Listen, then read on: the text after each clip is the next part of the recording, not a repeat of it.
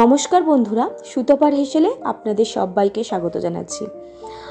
আমি আজকে একটা চিকেনের রেসিপি আপনাদের সঙ্গে শেয়ার করব। আমার চ্যানেলে নতুন বা পুরনো বন্ধুদের কাছে অনুরোধ রইল, রেসিপিটা দেখার সময় অবশ্যই একটা লাইক দিয়ে রেসিপিটা দেখা শুরু করবেন, আর নতুন বন্ধুরা চ্যানেলটা সাবস্ক্রাইব করে নেবেন। আমার আজকের রেসিপি চিকেন ভাপা। আমি কিভাবে চিকেন ভাপাটা একদম অল্প সময়ের মধ্যে বানিয়ে নিই সেটাই আমার ভিডিওর মাধ্যমে আজকে দেখে নেওয়া যাক। তাহলে চলুন শুরু করা যাক। আমি এখানে চিকেন ভাপাটার জন্য প্রায় 200 থেকে 250 গ্রাম বোনলেস চিকেন এরকম ছোট ছোট করে টুকরো করে কেটে নিয়েছি। ছোট করে টুকরো করে কাটলে সেদ্ধ হতে সুবিধা হয়। এবার দেখুন, এই চিকেন ভাপাটার জন্য আমি একটা মিক্সির জারে মশলা তৈরি করে নেব। দেখে নেওয়া যাক মশলাটা। সবার প্রথম মিক্সির জারটার মধ্যে একটা মিডিয়াম সাইজের পেঁয়াজ আমি দেখুন এরকম স্লাইস করে কেটে নিয়ে নিলাম। তারপর প্রায় 5 থেকে 6 টুকরো আদা একদম এরকম পাতলা করে স্লাইস করে কেটে নিয়েছি। প্রায় 6-7 কোয়া রসুন নিয়ে নিয়েছি, আর এখানে কিছু কাঁচা লঙ্কা নিয়ে নিয়েছি। কাঁচা লঙ্কার ঝালটা বেশ ভালোই লাগবে। আর দেখুন প্রায় 9 থেকে 10টা আমি কাজু নিয়ে নিয়েছি, আর 1 চামচ চার মগজ নিয়েছি। চার মগজের পরিমাণটা আপনারা বেশি কম করে নিতে পারেন। আর সবার শেষে প্রায় 3 থেকে 4 চামচের মতো টক দই নিয়ে নিয়েছি। এবার একদমই অল্প পরিমাণ জল দিয়ে এটাকে একটা মিহি পেস্ট তৈরি করে নিয়ে ফিরে আসছি।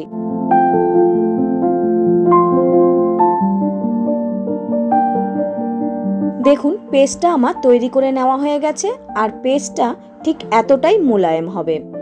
এবার চলে যাব পরবর্তী স্টেপে। যেহেতু আমি টিফিন বক্সের মধ্যে ভাপাটা বসাবো, সেই জন্য আগে থেকেই চিকেনের পিসগুলোও আমি এর মধ্যে নিয়ে নিয়েছি। এবার এর মধ্যে আমি যে পেস্টটা তৈরি করলাম মিক্সির জারের মধ্যে, সেটা একটা ছোট বাটির মধ্যে ঢেলে নিয়েছি। সেটা সবটা দিয়ে দিলাম। দেখুন আরও কিছুটা মিক্সির মধ্যে পেস্টটা রয়ে গেছে, সেটাও কিন্তু এবার আমি এই চিকেনের মধ্যে সবটা ঢেলে দেব। এখানে এবার আমি কিছু গুঁড়ো মশলা অ্যাড করব। সবার প্রথম 1/2 চামচ জিরে গুঁড়ো, 1/2 চামচ ধনে গুঁড়ো, 1/2 চামচ লাল লঙ্কার গুঁড়ো দিলাম।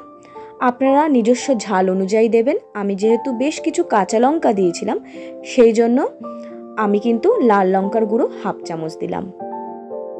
আমি যেহেতু আগে কোনো রকমভাবে নুন ব্যবহার করিনি, সেই জন্য প্রায় 2 চামচ আমি নুন ঠিক এইভাবে ছড়িয়ে দেবো। না হলে একটা জায়গায় যদি নুনটা থেকে যায় কোনো রকমভাবে, তাহলে কিন্তু নুনে পুড়ে যেতে পারে। আর সবার শেষে ওপর থেকে প্রায় 3 চামচের মতো সর্ষের তেল ছড়িয়ে দিলাম। এবার একটা চামচ দিয়ে খুব ভালো করে আমি সম্পূর্ণ মিশ্রণটা চিকেনের সঙ্গে ভালোভাবে মিশিয়ে নেব।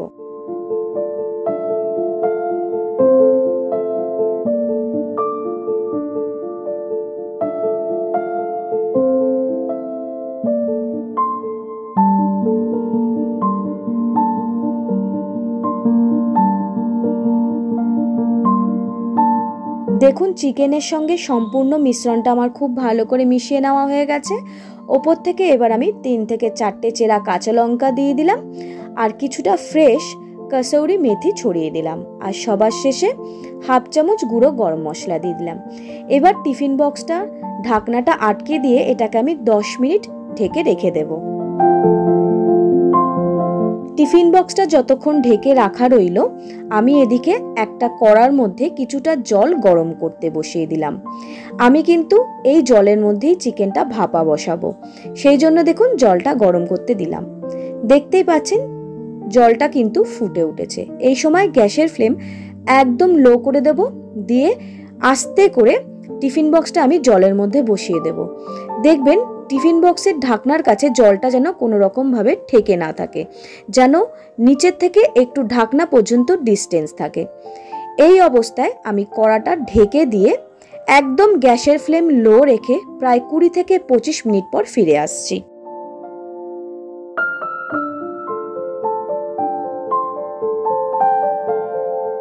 প্রায় 25 থেকে 30 মিনিট পর ফিরে এসেছি। এবার গ্যাসটা আমি অফ করে দেব, দিয়ে আরও 5 থেকে 7 মিনিট পর কড়ার ঢাকনাটা তুলে আমি এখান থেকে টিফিন বক্সটা বের করে নেব। নিয়ে একটা থালার মধ্যে কিছুক্ষণ ঠান্ডা হতে দেব। দেখুন টিফিন বক্সটা কিন্তু ঠান্ডা হয়ে গেছে। এবার আস্তে করে আমি টিফিন বক্সের ঢাকনাটা খুলে নেব। দেখুন টিফিন বক্সের ঢাকনাটা খোলার পর চিকেন ভাপাটা ঠিক এরকম দেখতে হয়েছে। দেখতেই পাচ্ছেন কতটা দুর্দান্ত দেখতে হয়েছে। আর বন্ধুরা, অসম্ভব সুন্দর একটা গন্ধও বেরোচ্ছে।